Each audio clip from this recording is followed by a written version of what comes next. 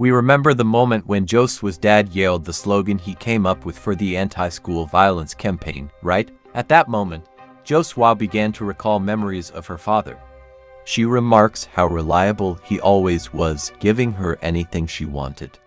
If life were a game, Josua would be playing on the easiest difficulty level. But now, watching the scene her dad was making, she begins to question herself. Hyunwoo, our guy, is just staring at Josua's dad, surprised and confused. The mayor is grinning, completely unaware of the situation. Hyunwoo's expression shifts from surprise to confusion, but he can't hold it in any longer. He bursts out laughing. His sudden outburst leaves Josua's dad stunned, mouth wide open. Soon, the entire auditorium joins in on the laughter, and Josua's dad, thinking his plan is working, smiles. But the laughter only grows, and two students even point at him, laughing hysterically. The mayor's confidence starts to falter. Realizing something is off, Josua's dad's face changes to a puzzled expression, finally understanding that things have gone terribly wrong. The scene turns into a laughter fest. Josua's dad, from mayor to comedian in an instant. Josua's dad, enraged and furious, screams, demanding to know what's so funny. Even Josua's boyfriend is laughing, while Josua can only cover her face in embarrassment.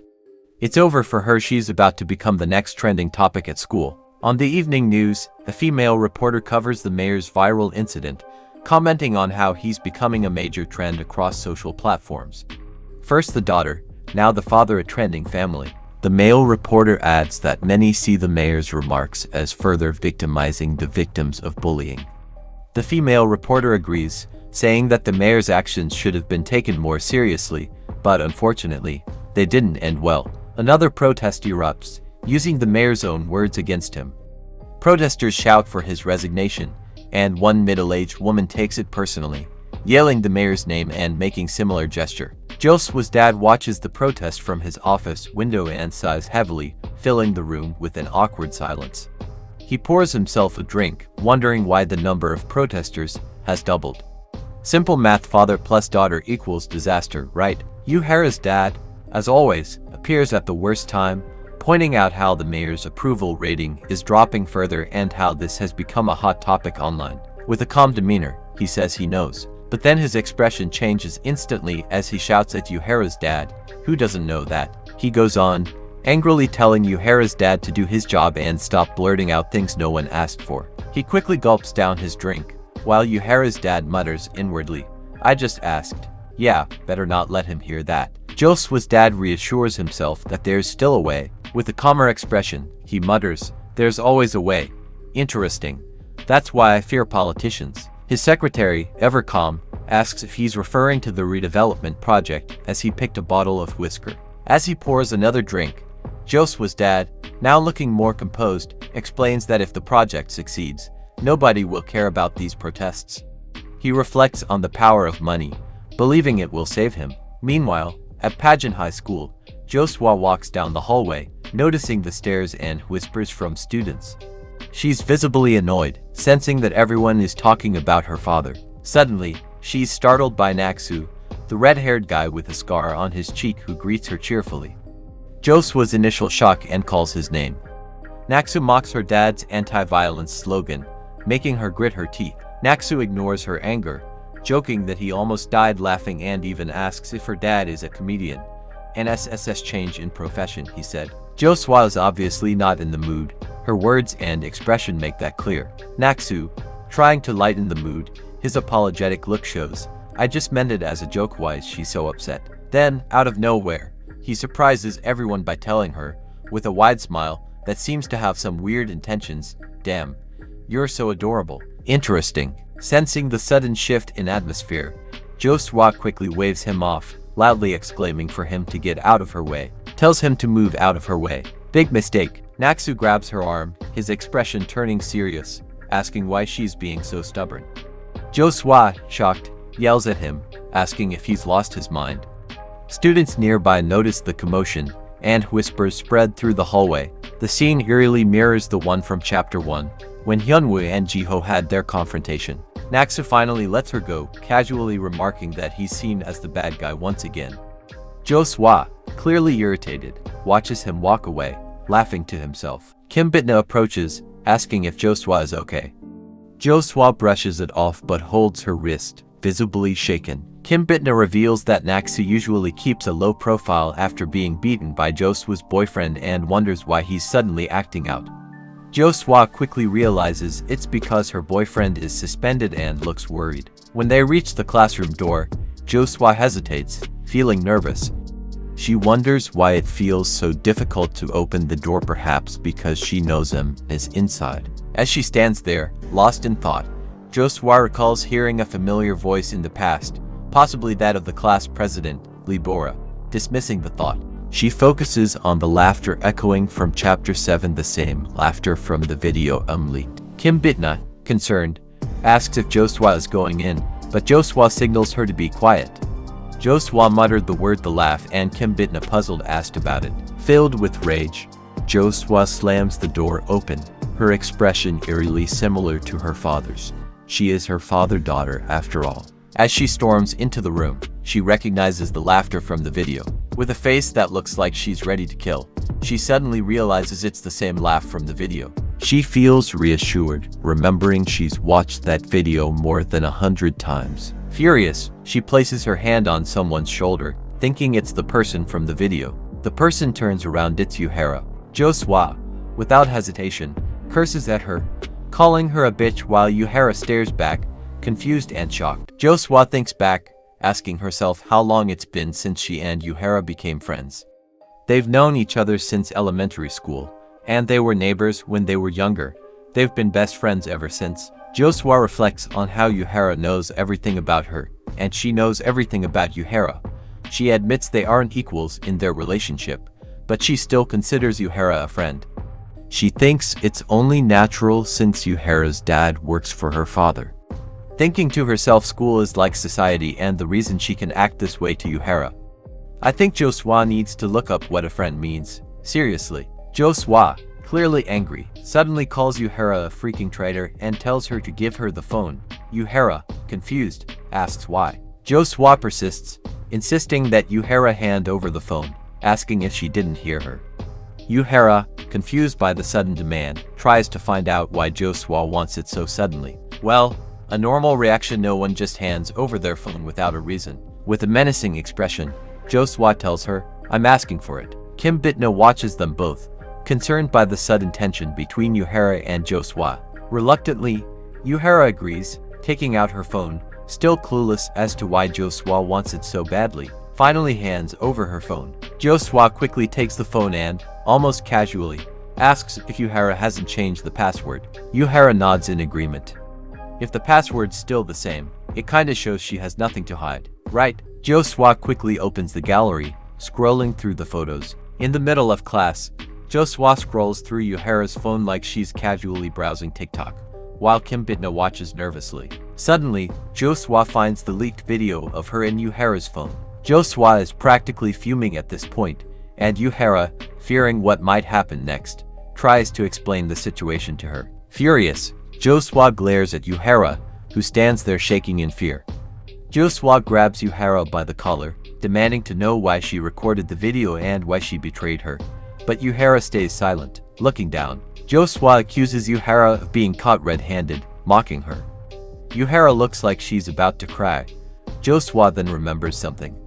She checks if there are any image of the car accident she was involved in, thinking Yuhara might be the anonymous person messing with her. As Joswa frantically swipes through the gallery, she realizes there's no sign of the accident footage or any messages with him. She then understands that Yuhara isn't him. Kim Bitna, who's been watching nervously, finally speaks up, explaining that Yuhara only recorded the video but didn't post it online. Joswa, surprised, asks who did it. Then Kim Bitna reveals that it came from someone in a group chat. Both Joswa and Yuhara are shocked by this. Joswa wonders about the so-called group chat. Finally, she asked if there was a group chat she didn't know about. Kim Bitna apologizes to Yuhara, telling her that this is the only way out. At this point, Joswa seems slow to catch on to what's happening. Yuhara finally breathes a sigh of relief, but she's sure she won't forget what Joswa did today. Later, Joswa finds the group chat on Yuhara's phone. She had no idea about it. She thinks this is something elementary kids should do. discovering that 15 of her classmates are in it. The group chat is filled with people bad-mouthing her.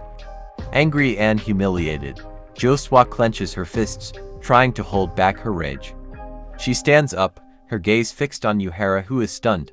Now she puzzled by Jo-swa action. Suddenly, Jo-swa slaps Yuhara hard across the face, leaving Kim Bitna in shock. The class starts murmuring, questioning why Jo-swa slapped Yuhara. Jo-swa goes in to slap her again, but someone grabs her hand. Jo-swa quickly shifted her gaze to know who dares stop her.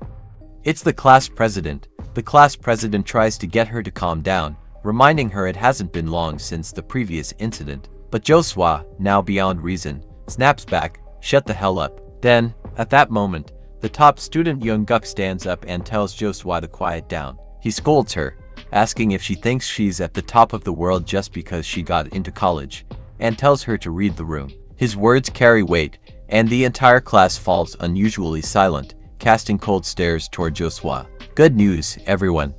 Hyunwoo is no longer wearing bandages and is scar-free. He looks at Jo-swa.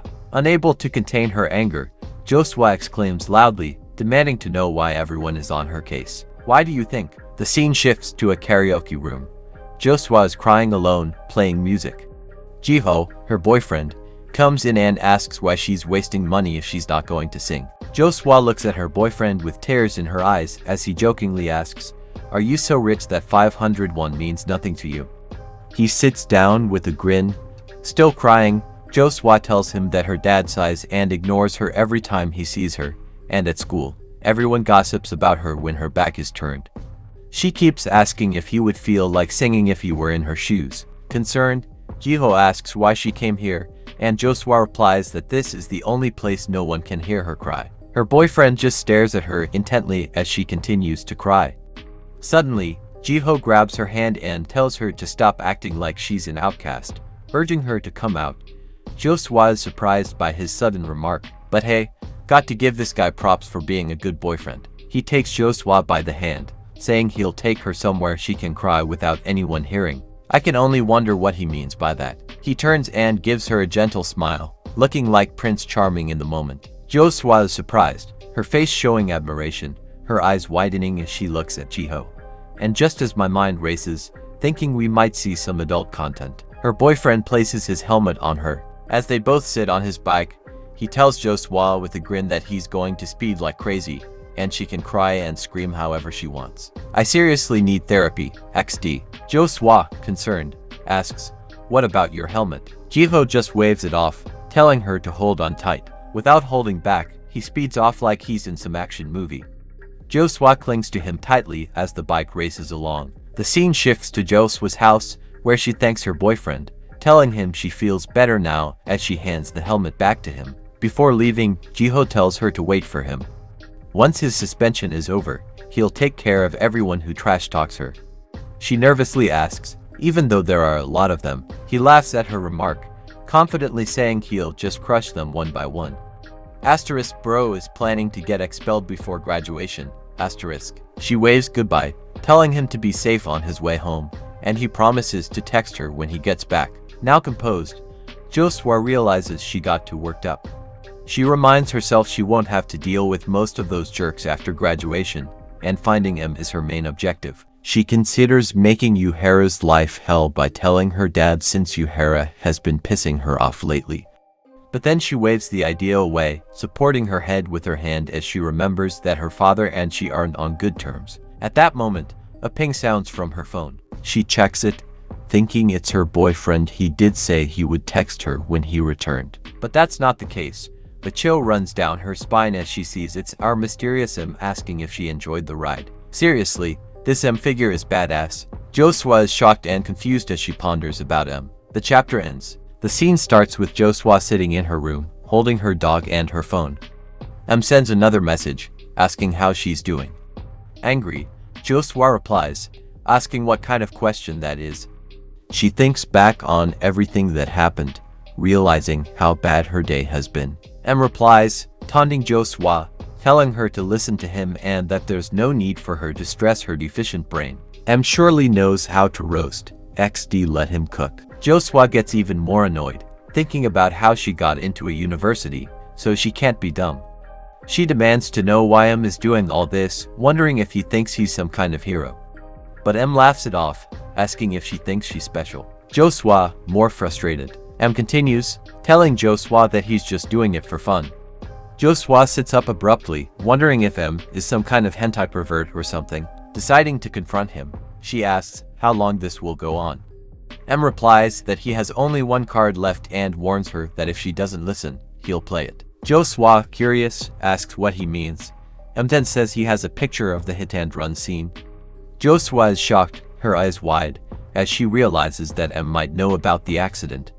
She starts trembling in fear, feeling like M is laughing at her. The day ends terribly for her. The next day at school, Josua sits alone in class, feeling like everything is noisy but somehow different. She feels like no one but Kim Bitna talks to her anymore. Even Yuhara seems distant. Josua wonders how people can change so fast, but she knows she has bigger problems. M's instructions. Switching her attention back to her phone, Josua remembers that will be giving instructions during the second period, and she plans to stay alert. She concludes that if she fails, her life could be over, and she would hate for that to happen. Suddenly, Josua notices the teacher entering the classroom. The teacher politely asks who is on class duty. A background character, who she thinks is the guy who loves soccer, waves his hand. The teacher then asks why the board hasn't been wiped. The guy wonders aloud about the class, but the teacher interjects, stating, the classic saying goes, learning never ends. Suddenly, a message comes in, and Josua is shocked, wondering if the instructions have arrived already. She tries to remind herself that whoever is using their phone right now must be M if she were really smart. Calling M would be the right move, but she bets M would figure that out a mile away. Curiously, Josua glances at her phone. Looking beneath her desk, she notices a new message sent by M.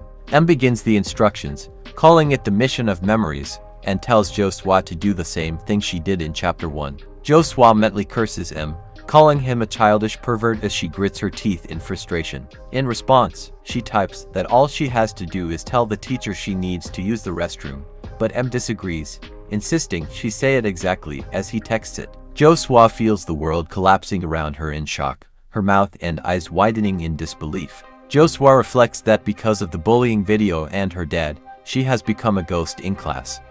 She wonders if saying that aloud would just make her a laughingstock. At this point, she realizes M is just toying with her, having her right in the palm of his hand. Quickly, Josua raises her hand to get the teacher's attention. She tells the teacher she wants to take dump, surprising the person next to her with her outburst. Internally, Josua plans to get this over with quickly.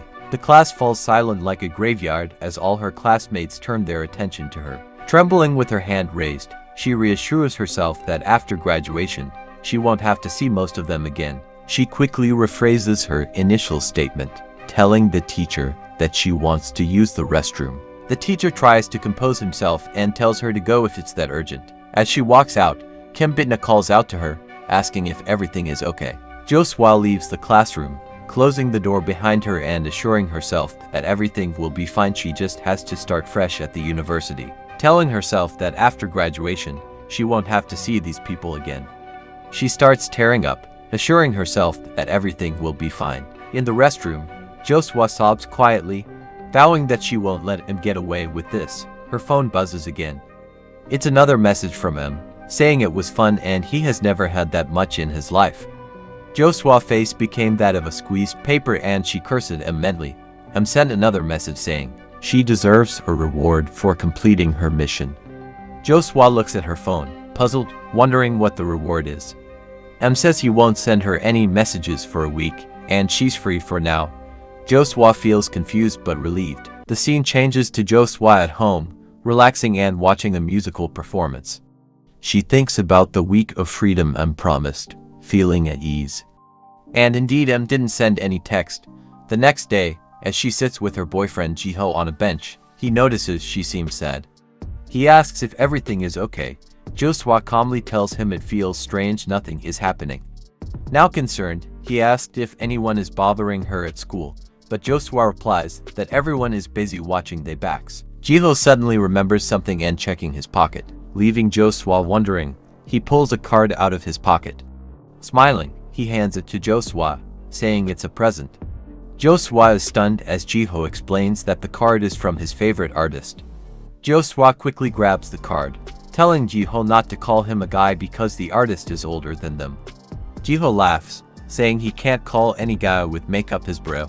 I'm 100% in support of that. Noticing how happy she is, Jiho suddenly looks serious.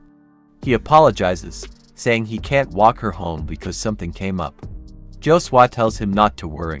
As Jiho walks away, he dials a number. A mysterious man answers, calling him by name.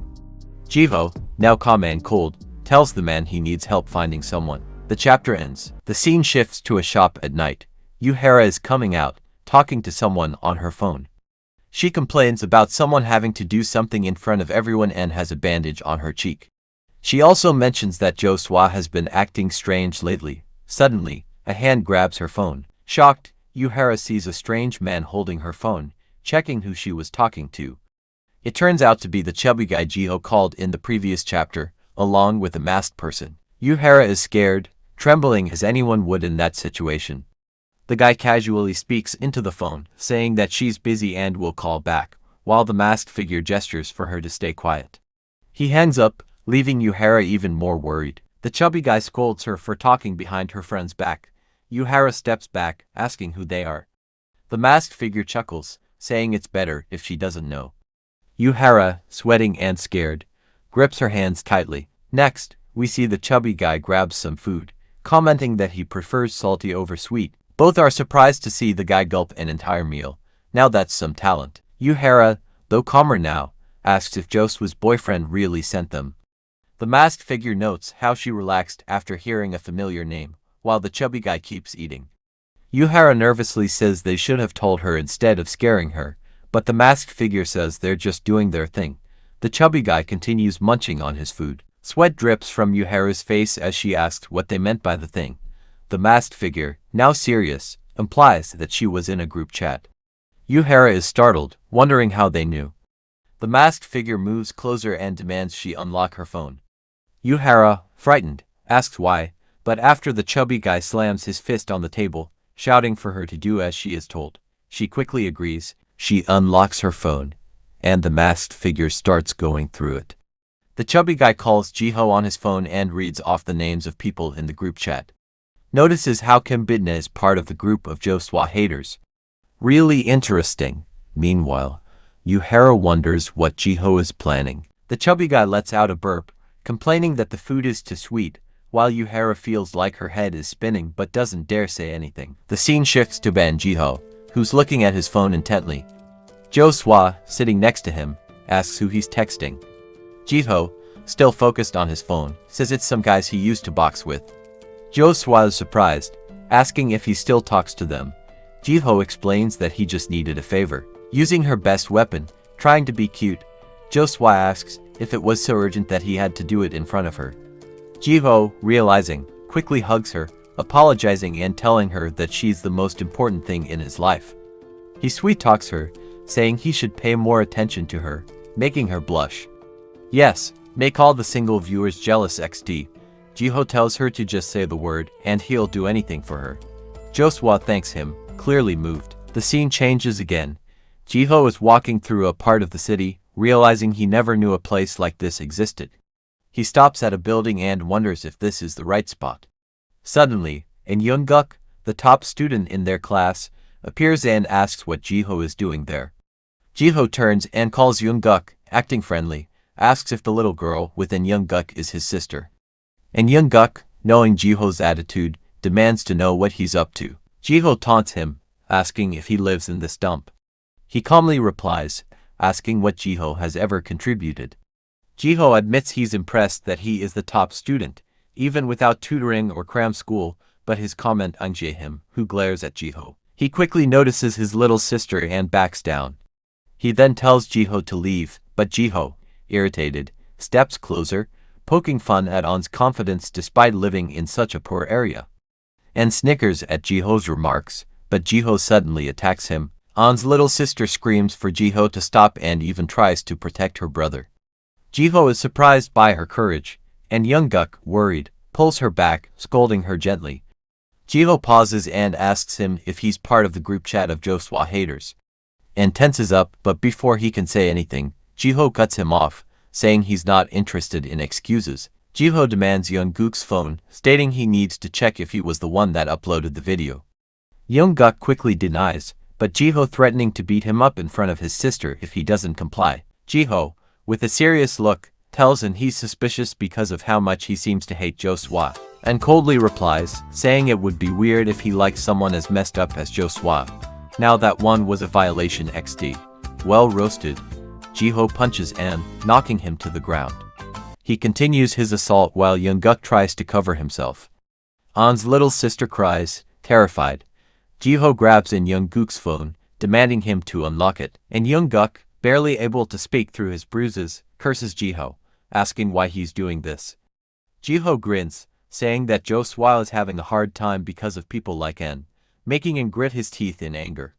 He declares that he will do anything for Jo-swa in a cold tone. The chapter ends. Jiho forces An Young-guk to unlock his phone. As Jiho takes it, An's little sister checks on him while he lies on the ground. Meanwhile, it's the 4th day of M's 1-week allowance of freedom. Jo-swa, in her room, thinks to herself that M hasn't been texting her as promised. Feeling a bit calmer than before, she receives a message from her boyfriend, Jiho, saying he'll find the people responsible. Jo-swa silently thanks Jiho for taking charge of finding M, and recalls how she learned that the victim of the hit and run was Hyunwoo's dad. Determined, she plans to confirm if the person she hit was indeed Hyunwoo's father. The scene shifts back to Jiho, who's still searching through in Young-guk's phone. Jiho asks if that's all there is, and Young-guk remains silent as Jiho wonders why there's nothing on the phone, even though An's in the Jo-swa haters group chat, and calmly asks what Jiho expected and rubs his bruised face. Jiho, frustrated,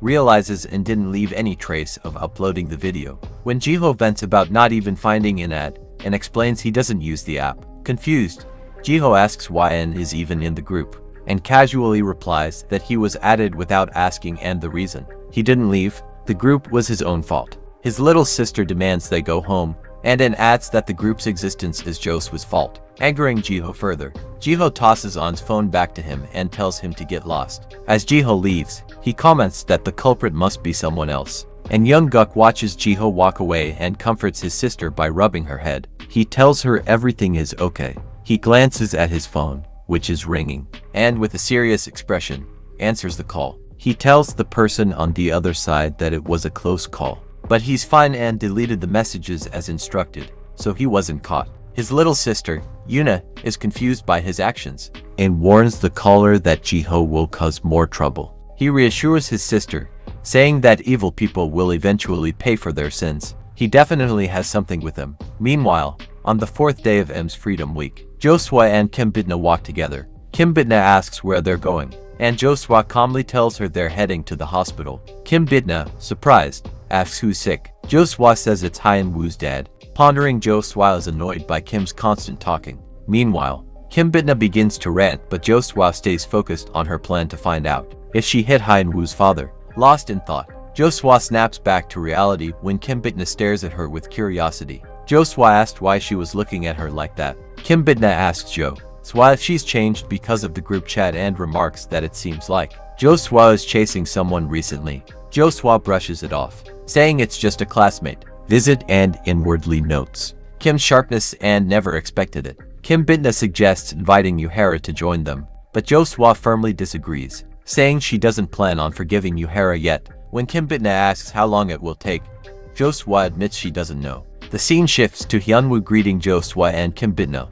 Jo-swa mentions that Jiho didn't come with her while Kim Bitna happily returns the greeting. Puzzled, Hyunwoo asks the reason for the sudden visit. Jo-swa hands Hyunwoo something, instructing him to take it. He thanks her but is puzzled by her gesture. Jo-swa then asks about his dad and whether they can visit him.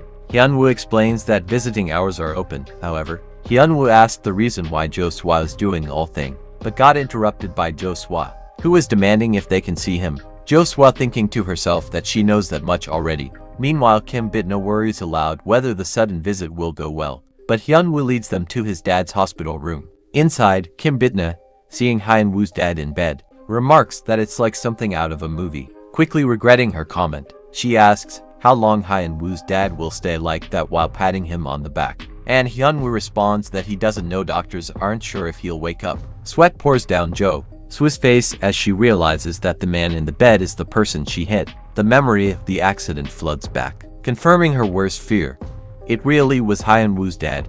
Unable to hold herself together, Jo-swa quickly leaves the room. Kim Bitna calls after her, but Hyunwoo is left puzzled. As Hyunwoo looks at his dad, his expression is filled with confusion and mixed emotions. In the hospital hallway, Jo-swa stumbles, trying to support herself against a wall. She's sweating and panicking, wondering what she do now. She thinks about whether Hyunwoo's dad saw her face and briefly wishes he would stay in a coma forever. But she shakes off the thought, feeling like she's losing it after seeing his face. Suddenly, her phone starts buzzing with notifications. Still holding her head, she checks it and sees a message from M, saying it's kind of her to visit the hospital. This shocks Jo-swa because M wasn't supposed to be texting her. And now it's clear M is watching her every move. The scene starts with Jo-swa reflecting on M's recent messages. M continues to text her, asking how she's been. And Jo-swa is left staring at her phone, shocked. She looks around the hospital hallway nervously before hastily typing a reply,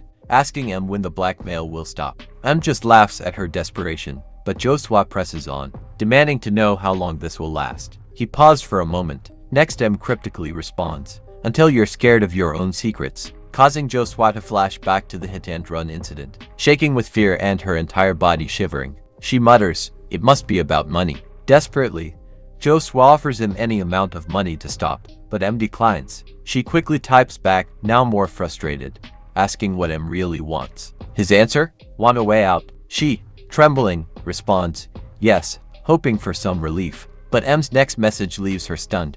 "Turn yourself in." Of course, she expected this from M. Without a doubt, M is not letting her go. At that point, she imagines M constantly laughing at her. Jo-swa isn't about to do that. She protests, telling M that her future is too bright to be thrown away over one mistake. Not at all moved, offers her a mission instead, promising a month of freedom if she completes it. Jo-swa, smirking now, believes she can handle anything M throws at her. Noting that M doesn't know about Jiho's recent actions, she's confident she can finish the mission easily. But M's task catches her completely off guard.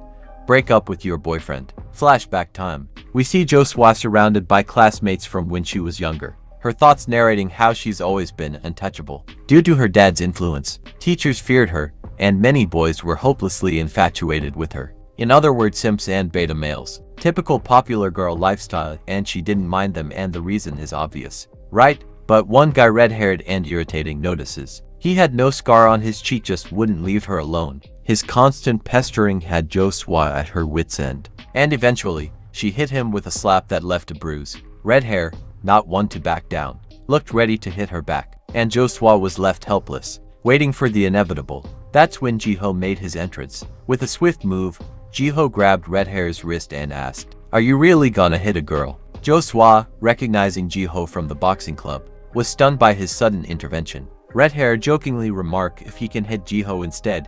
He swung at Jiho, only for Jiho to easily dodge it and counter with a punch that splattered red paint blood everywhere. Judging from his face, Jiho is surely a hard hitter. He is stunned momentarily. Red Hair cursed Jiho loudly, calling him a bastard. But Jiho's quick follow-up with a punch shut him up for good. Notices Jiho fist. Now we know how the red hair got the scar on his cheek. Jo-swa, watching in awe, realized Jiho had just saved her. But when she tried to thank him, he gave her the classic Sigma stare like he couldn't care less. Turns out, Jiho's little scuffle with Red Hair escalated into a full-blown fight with Red Hair's senior buddies. Jiho handled them all effortlessly like yesterday trash. Of course, and afterward, Jo-swa approached him. She felt responsible for getting him kicked out of the boxing club. At first, he remained silent, but she came close, offering to take responsibility. Jiho is now curious about the sudden remark. Now she offers her heart, asking him to be her boyfriend. In true Jo-swa fashion, she told him to be her boyfriend. Jiho's jaw dropping, as she sat close, flipping her hair. She teased that being with her would be more exciting than boxing. Jiho was too happy to notice the drool leaking from his mouth like an idiot. A moment only legends will understand. Meanwhile, Jo-swa smirks and let that the guy that was already famous and feared in school became her boyfriend. And man, she became literally untouchable. Fast forward to now. Jo-swa is deep in thought over M's new mission, breaking up with Jiho. the guy who's been her pillar of support for the first time in her life. Her thoughts are interrupted when Kim Bitna suddenly appears behind her, asking if everything's okay. Startled, Jo-swa quickly switches gears and asks what's wrong. For a moment, Jo-swa's mind races with thoughts. She wonders how long Kim Bitna was standing there and if she saw him's text. Kim Bitna explained she was looking for Jo-swa because hanging out with hyunwoo alone was awkward,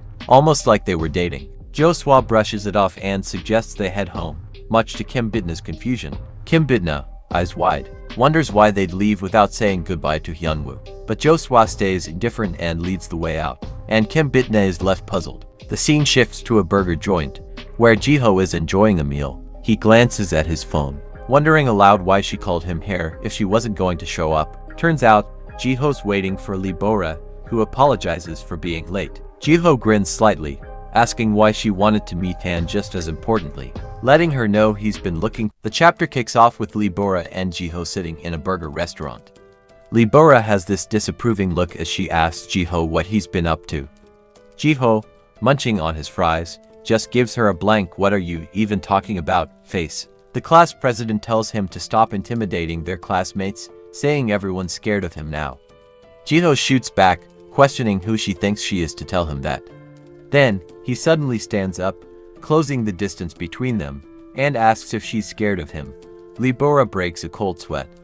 Nervous and trembling, Bora admits she is, but quickly adds that he didn't used to be, at least not before he started hanging around Jo-swa, dropping truth bombs here. Jiho remains silent, obviously thinking about it. She pulls out a paper, explaining it's a petition to punish Jo-swa for bullying hyunwoo. Jiho takes it, and as Bora explains, it's meant to give some relief to others who suffered like hyunwoo. Jiho angrily crumples it, asking why she's showing it to him. She tells him it's a warning and a favor, hinting he better behave, or next time, things won't just end with a suspension. Annoyed, Jiho asks if Yoongguk put her up to this. Reading the room, she tells him that there is not point chatting and announced her departure. Jiho stands there, processing her words in shock. Later that night, Jo-swa is waiting outside in the cold, puzzled that her boyfriend, Jiho, showed up so late. He sweetly says he just wanted to see her, but she's worried her dad might catch them, suggesting they wait until his suspension is over. When Jiho asks if she's unhappy to see him, she tries to keep it together, remembering M's order to break up with him. She awkwardly tells him she has something important to say, which makes Jiho curious. Then she starts the classic breakup line, "Don't get the wrong idea." Still clueless, Jiho presses her, wanting to know what's on her mind. She finally blurts out that they should pretend to break up. This made him almost petrified, but she emphasized it's just pretend. She adds that he should be worried. Jiho, getting frustrated, demands a reason, but Jo-swa nervously says she can't tell him. Jiho boldly disagrees to her request. He demands a reason if she wants him to agree. Now furious, Jiho raises his voice, telling her that if she really wants to break up, she should just say so and find someone else. Jo-swa frantically shushes him, reminding him her dad might hear. Suspicious, Jiho asks if she's interested in someone else, specifically Hyunwoo. Jo-swa is caught off guard by this assumption. He comments on the visit of Hyunwoo and how he formed it strange, whispering that it's not what he thinks, but Jiho demands to know the reason. Jo-swa considers spilling everything about M, the hit and run, and the blackmail, but holds back, realizing she can't actually tell him that. She doesn't even notice Jiho getting on his bike. Before he leaves, Jiho coldly tells her he can't pretend they broke up, no matter the reason, adding you can't even consider it as a favor. Jo-swa is left worried and speechless at the remark. As Jiho rides away, he reflects that Jo-swa only dated him because he's the top dog at school. Feeling crushed, he wonders if she'd still care if he couldn't make it to college. Stopping at a red light, he sighs, "What am I supposed to do? I like her so much." "Sorry, Jiho. Jo-swa's loyalty might just be on life support." Meanwhile, in her room, Jo-swa realizes her pretend breakup idea was too simplistic and decides to convince Jiho at school after his suspension ends. Thinking about their happy moment just then, her phone pings with a message from M. When she checked it, her eyes became wide open, an image of the hit and run, seen with a note telling her to break up with Jiho by tomorrow. She's visibly shaken as the reality of N's threat sinks in. The next day, same school, Jiho makes his grand return to school.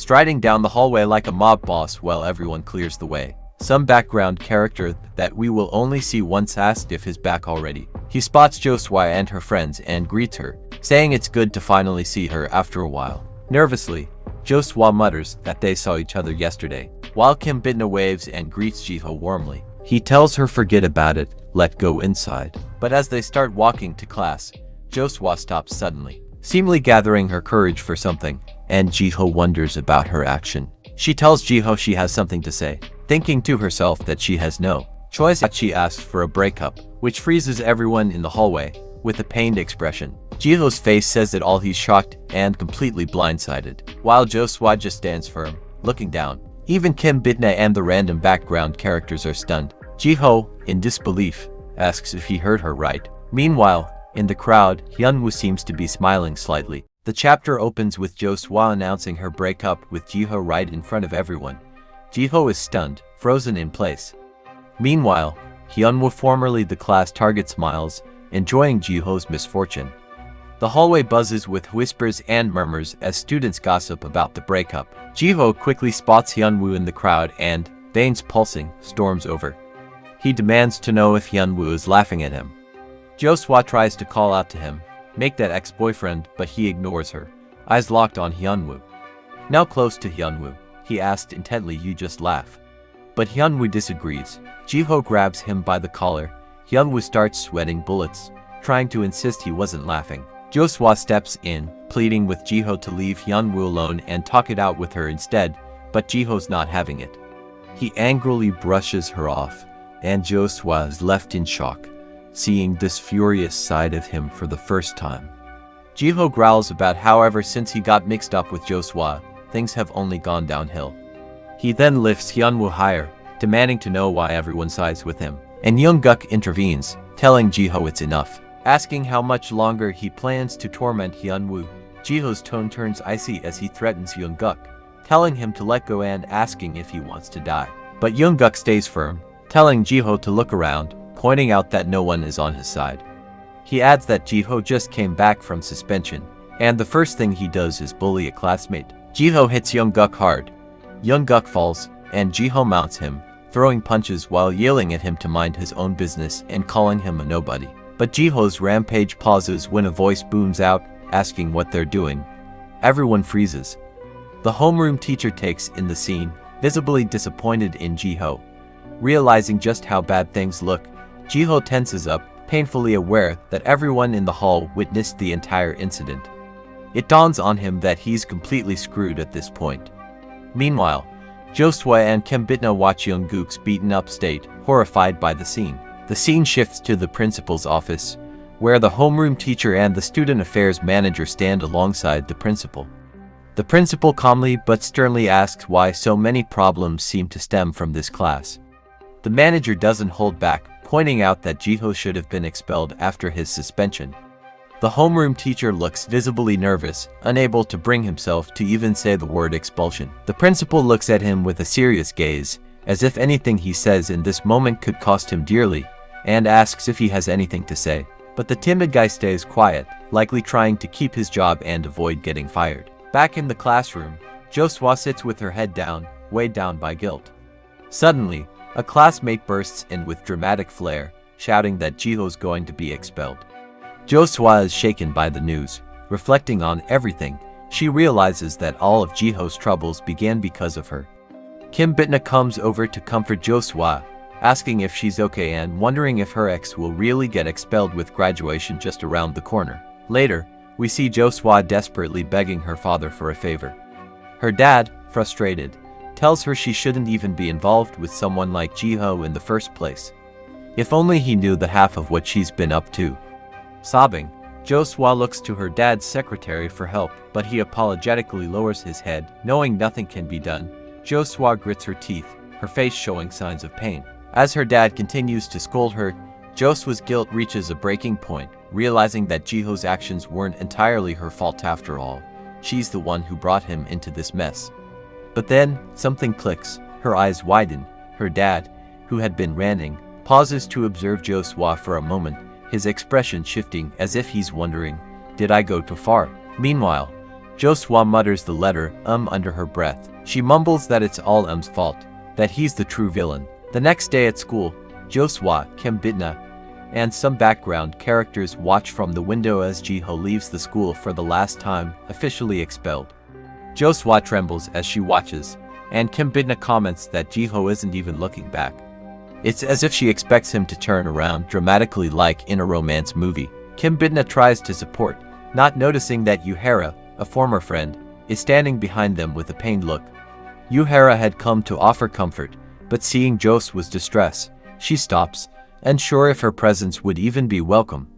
Remembering that Jo-swa had once said she wasn't ready to forgive her, Yuhara hangs back, conflicted. Suddenly, a girl calls Yuhara's name, and she turns to see a group of students with a menacing vibe. A side character asks Jo-swa to follow them to the cafeteria for a moment. She is stunned for a moment. This girl is definitely a psychopath. She presses Yuhara, questioning if she's tired of acting like a lackey, adding that Yuhara must hate how Jo-swa acts so arrogant because of her dad and boyfriend. Yuhara stammers, struggling to find words, her anxiety visible. The psychopath quickly steps closer, placing a hand on Yuhara's shoulder, and insists that they go to the cafeteria.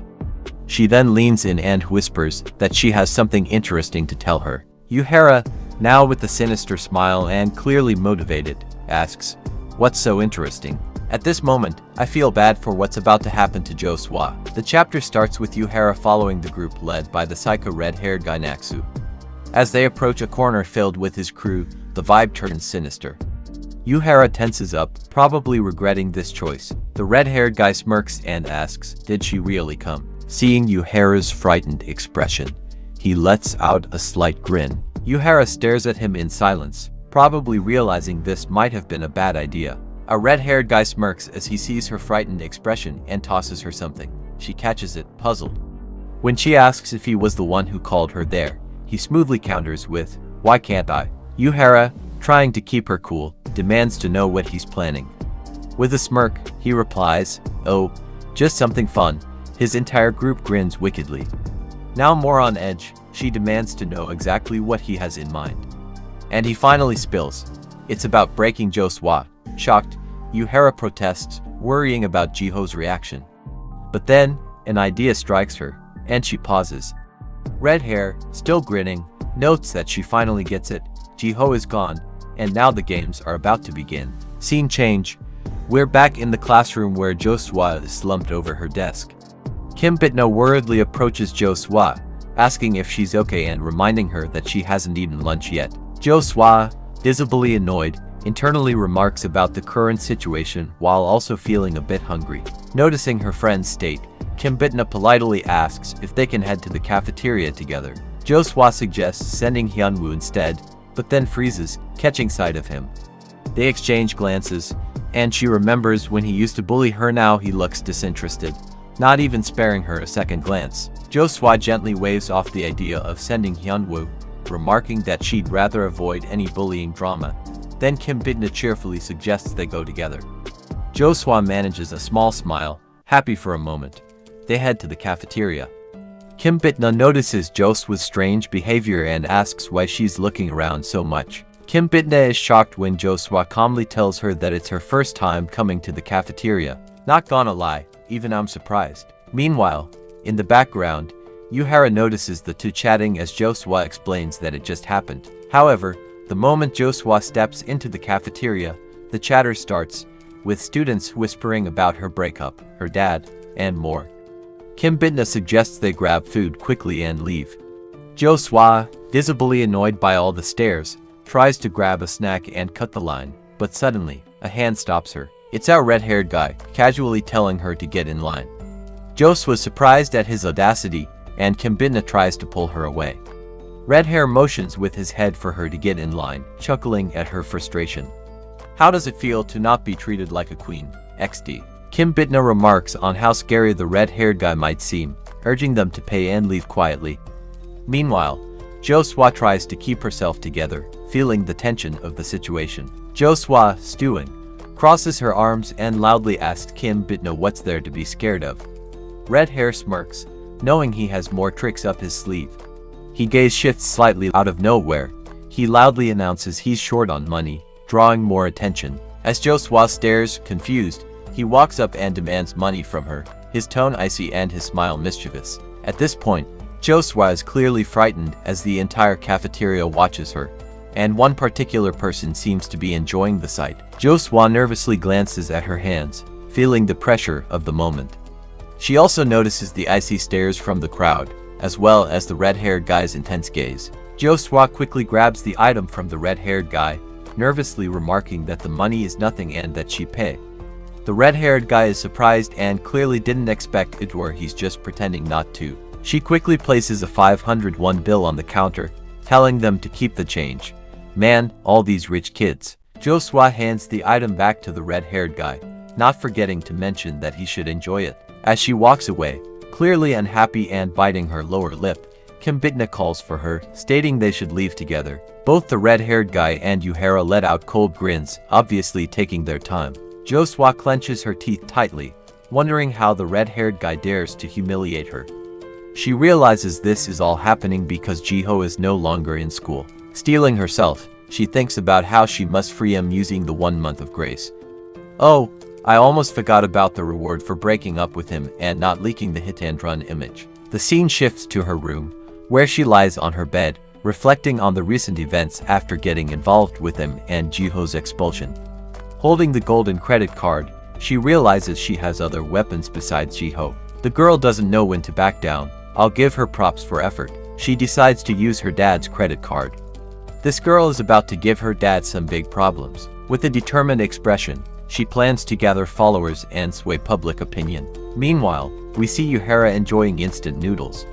She happily remarks that it's the first time she's seen Josua flustered. The red-haired guy asks with a smile if it was fun. Yuhara agrees that it was fun, and we now figure out that she helped set it up by telling Kim Bitna to bring Josua to the cafeteria under the excuse that they're not on good terms. Yuhara, more excited than my viewers, asks the red-haired guy what's next. He lets out a grin, obviously planning like the captain of Team A. The scene shifts to Josua's classroom, where a whole spread of snacks covers the table. Jos was laughing with two classmates when the brunette asks if she's ever seen Hooni in person, Hooni being the latest K-pop obsession. Josua smirks, bragging that she's been to several concerts, snagged scalper tickets, and even sat front row. The other girl asks, what's so special about the front row? She's munching away, and her whole look just screams snack lover. Josua explains that the front row is everything, you can see every move, every smile, and frankly, she can't imagine being anywhere else. The brunette sighs, jealous,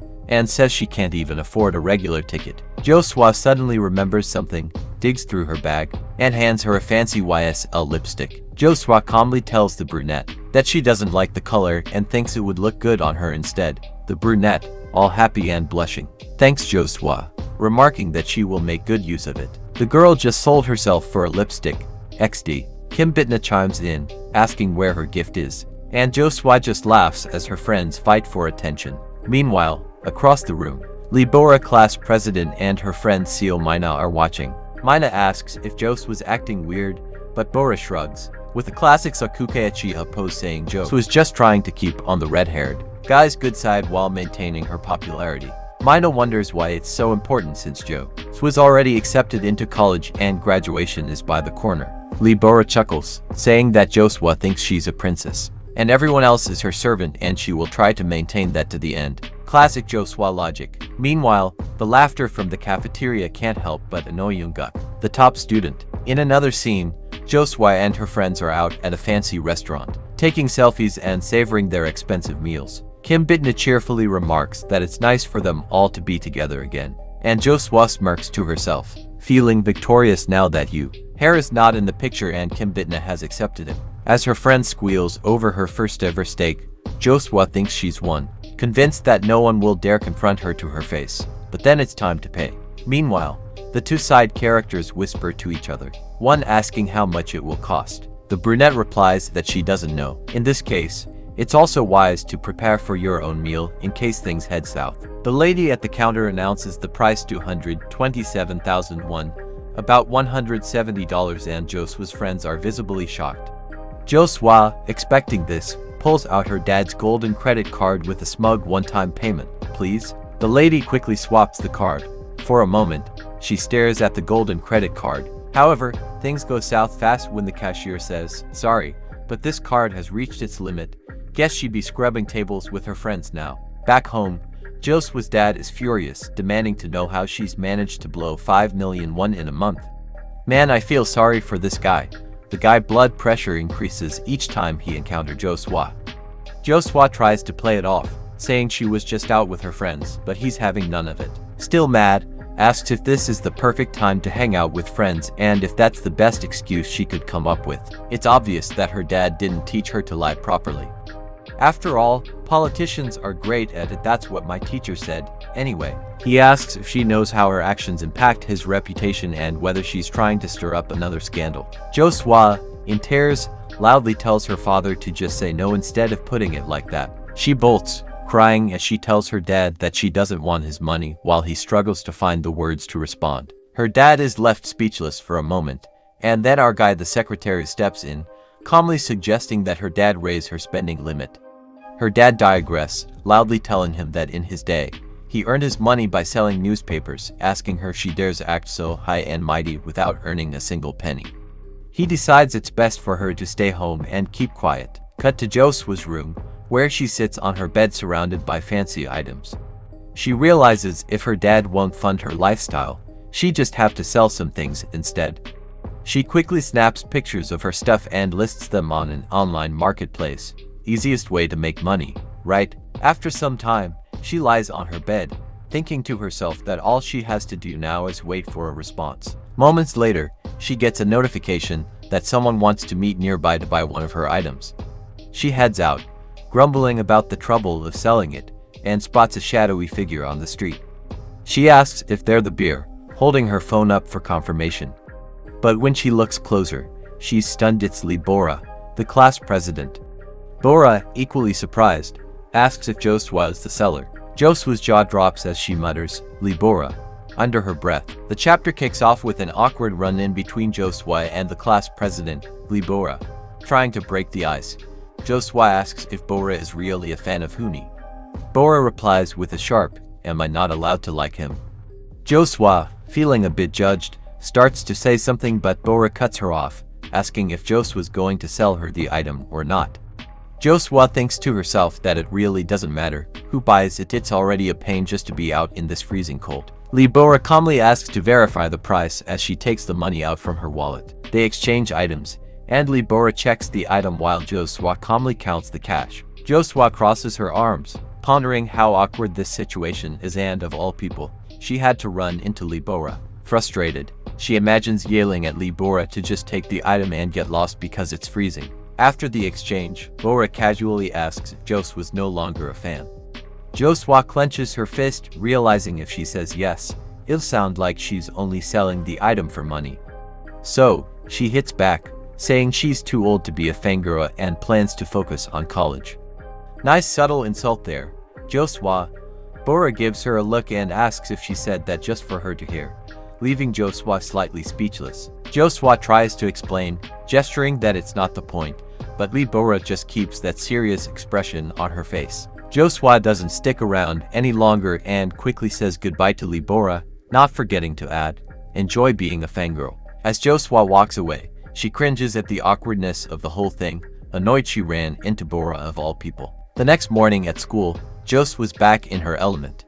More girls have joined her group, and they're laughing and chatting, with Swa looking smug, realizing she's no longer being ignored. She keeps thinking to herself how, one by one, they've all been cautious, yet still take stuff from her. Man, these girls are shameless and definitely prepared for the streets. XD. She thinks to herself that her dad's advice on trust was spot on finally, some gratitude. And she even notices a few boys glancing her way. She thinks to herself that it's only natural for a guy, or rather, a simp, to notice the girl in the center when she's surrounded by other girls. She then casually invites Kim Bitna to go shopping, offering to buy her something, which leaves Bitna ecstatic since she's already blown her allowance. While the girl behind her looks obviously jealous, the girls in this class definitely know how to hustle. Clinging close to Joswa, Kim Bitna happily thanks her, but Joswa politely tells her to stop, saying it's gross when she acts that way. And just like that, Joswa becomes the center of attention, even though the manhwa was centered on her all along. Feeling satisfied, she thinks to herself that she's back to her previously perfect school life. But then she narrows her gaze, seeming to think of something. She considers checking the group chat, wondering if it's worth it. What was tough at first has her questioning now if any of them might betray her, and she wonders why. Then, with a smirk, she seems to have the perfect idea. She lifts her hand, calling for everyone's attention, stating she has something to say. Everyone is puzzled by her sudden action. I'm sure you're guessing group shopping. But instead, she announces she's hosting her dog's birthday. Interesting. She explains that she used to host it every year, and they'd all come over to celebrate at her house. To be honest, she knew they weren't really there to celebrate, they secretly despised it. But she also knew they couldn't do anything about it. With a confident smirk, she concludes that she's in the perfect position to make this move. I believe this is her final play to win over the entire class. Back in the present, Kim Bitna nervously brings up Josua's past birthday parties and asks if she's planning to host one again. Josua calmly asks if everyone would actually come, and her words create a cold, gloomy atmosphere. Her friends look a bit nervous but agree to come, knowing Josua was pulling strings again. Watching from afar was Libora friend. She doesn't even seem annoyed she wasn't invited. Instead, she looks like she just feels sorry for Josua. Then, the class president taps Josua on the shoulder, asking if they can talk. Puzzled, Josua follows her to the restroom. Inside, Libora, sensing the tension, asks, "What's with you?" Josua responds calmly, asking, "What do you mean by that?" Libora gets straight to the point. She asks if Josua's been selling things just to throw a pet birthday party. Finally, someone with some common sense. Josua brushes it off. Josua wears a somewhat unsurprised expression as she asks Libora what her business is, adding that she initially told her she sold those things because she's no longer a fan. She continues, telling the class president not to jump to conclusions. Now curious, Libora asks why. Frustrated, Josua snaps back, telling her to mind her own business and reminding her that they're not even friends. Despite this, Libora insists on prying further. Josua loudly exclaims that she has a brat who is annoying her, finally telling Libora to leave her alone.